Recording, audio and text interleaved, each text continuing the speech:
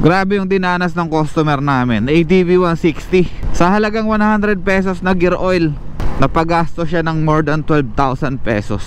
Biruin nyo yun, ang saklap, di ba? 100 pesos na gear oil, compare mo sa buong set ng gearing tsaka mga bearing or yung kanyang transmission. Yun nandito sa likod ng motor natin.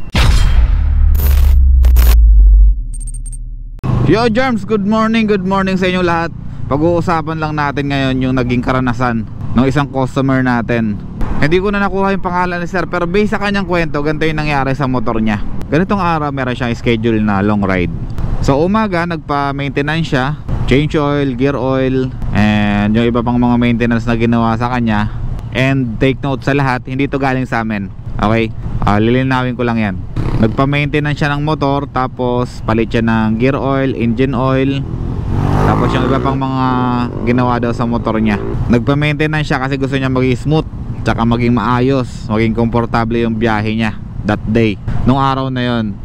Kaya lang nangyari ganito, based sa story niya, based sa kwento niya sa akin, nung mahaba-haba na yung tinakbo niya, yung almost makarating na siya dun sa destination niya, nakarinig siya ng ingay dito sa kanyang likuran. Ito nga yung sa may gearing natin, yung pinaka gearbox natin dito sa likod ng motor, yung loob nun, yun yung tinutukoy ko. Diyan siya nakarinig ng ingay. Tapos napansin niya, basang-basa na yung likod, basang-basa ng langis. Upon checking, ayun, nakita niya doon nga sa may drain plug ng gear oil nanggagaling yung basa. Tapos chinek niya rin yung gulong, pinaikot niya, medyo matigas na, yung parang wala na siyang wala na siyang freewheel. Tapos pag iniikot niya matigas, tapos maingay. So ang ginawa niya, dinala niya doon sa mekaniko, pina-check up niya. And then, sabi ng mekaniko sa kanya, wala na siyang gear oil, naubos na. So ibig sabihin, balik tayo doon sa umpisa. Nung nagpapalit siya ng gear oil, hindi masyadong nahigpitan yung drain plug ng gear oil. Habang bumabiyahe siya, pabawas ng pabawas, hanggang sa naubos na yung gear oil niya, hanggang sa mag-iinit na yung gearing niya, yung bearings niya, hanggang sa uminit na, hanggang sa marinig niya na yung ingay ng mga pyesa niya. Kasi wala nang langis wala nang lubricant. Wala nang lubricant yung mga bearing, wala nang lubricant yung mga gearing. So ayun ang nangyari, nag-overheat na yung mga pyesa niya. Since wala naman siyang makuhanan na pyesa that time dun sa lugar na yon, ang ginawa niya, remedyo lang. Nagpa-remedyo lang siya, nagpapalit lang siya ng mga bearing. Bearing lang pinalitan, pero hindi pa lahat ng bearing na palitan. Kumbaga parang remedyo nga lang, makauwi lang. Tapos pinalitan ng bagong gear oil. And then napagastos na siya doon ng almost 2.5. Yun yung kwento niya sa akin, 2.5 daw yung binayad niya doon sa lugar na yon. And then habang nandun siya, kumukontak na siya sa amin, nagtatanong na siya kung ano yung mga possible na papalitan. At binigyan nga namin siya ng mga quotation. Binigyan namin siya ng quotation, mga gantong pyesa, mga gantong kailangan, para ready na siya pag pumunta siya dito sa shop namin. This week lang namin to ginawa. Before siya pumunta sa amin dito, kinumpleto na namin yung mga pyesa na papalitan. Lahat ng pyesa dun sa loob ng transmission box niya or dun sa gearing box niya, palit lahat. Pati dun sa sensor nung kanyang yung speed meter niya, palit lahat yan. Kasi nasira din, kinain din. Hindi ko lang alam kung may papakita ko dito sa video yung yung itsura ng sensor niya. Kasi sira talaga lahat. Lahat ng pyesa na nandyan sa loob niyan, pinalitan namin lahat. Lahat ng bearing, sobrang titigas na. Lahat ng gearing niya, lahat ng gear, pinalitan namin lahat. Hindi ko lang alam yung mga specific na tawag doon or yung mga part code nila, pero basta lahat ng pyesa, ultimo oil seal,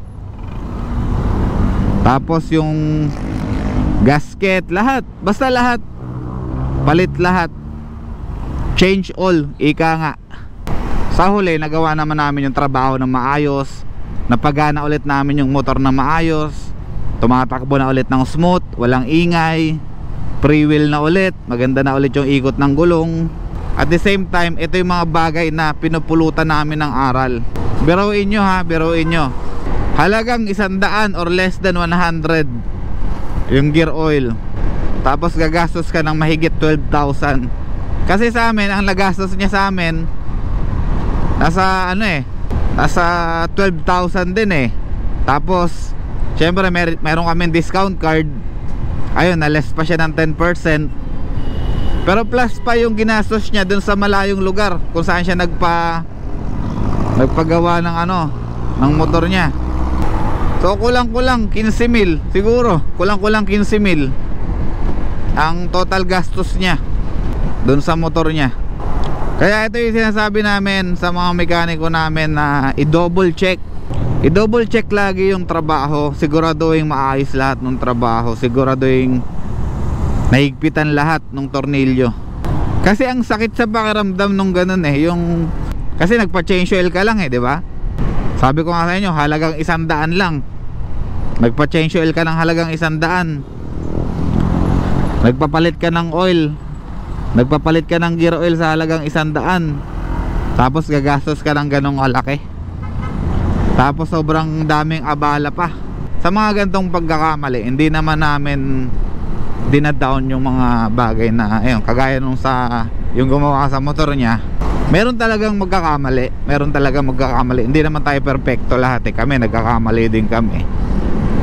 Pero yung mga ganitong bagay, ito yung talagang pinag-uusapan talaga namin na iwasan natin yung ganito. Kailangan na-check lahat ng ganito para hindi mangyari sa atin to. Dito kami pumupulot ng aral para dun sa mga mekaniko namin, tsaka para sa amin na rin, di ba? Kasi kung sa amin mangyari to, nako, masakit talaga to. Kasi kami magbabayad niyan eh. Kami magbabayad, kami mag-shoulder ng gastos niyan. Buti kung yung gumawa doon, ako nila yung responsibilidad, di ba? Kasi kami, once na nagkamali kami sa shop, inaako namin yung responsibilidad. Alam yan ng mga customer namin. May responsibility kami sa mga motor nila. Ayan, kung maghuhugas kamay yung gumawa sa kanya, yung nagpalit sa kanya ng gear oil, ayun, nakakasama ng loob, diba? Sana kayo din, sa mga rider, lahat ng klase ng motor, kayo din, maging aware din kayo sa mga motor ninyo. Kahit konti lang, iikot-ikutan nyo lang yung motor ninyo, sisilip-silipin nyo lang sa taas, sa baba.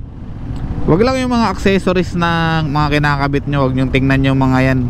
Tingnan niyo yung mga importanteng bagay. For example, kagaya nyan yung langis. Pag tayo natuyuan ng langis sa makina, palit lahat yan, change all yan. Eto, pag natuyuan tayo ng langis sa gearbox natin, change all lahat yan, diba? Kagaya nito, example na lang to. Yung gasolina, pag natuyuan tayo, okay lang. Aandar pa yan pag kinargahan natin ng gasolina. Wag lang yung langis, wag lang yung mga ganon, mga brake pads, mga importanteng bagay, mga vital yan eh. Brake fluid, pag nawala yan, kunwari may leak pala yung mga hose mo, may butas, hindi mo napapansin, wala ka na palang brakes, diba? Bigla-bigla ka mawawala ng brakes.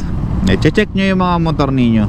Ako, ang pinaka tip ko talaga dun sa mga sa mga nakakausap ko, sabi ko, kayo ang maglinis ng motor ninyo, kayo yung mag-washing, kayo yung magsabon, kayo yung magpunas. Kasi once na kayo yung naglilinis ng motor nyo, once kayo yung naghuhugas ng motor nyo,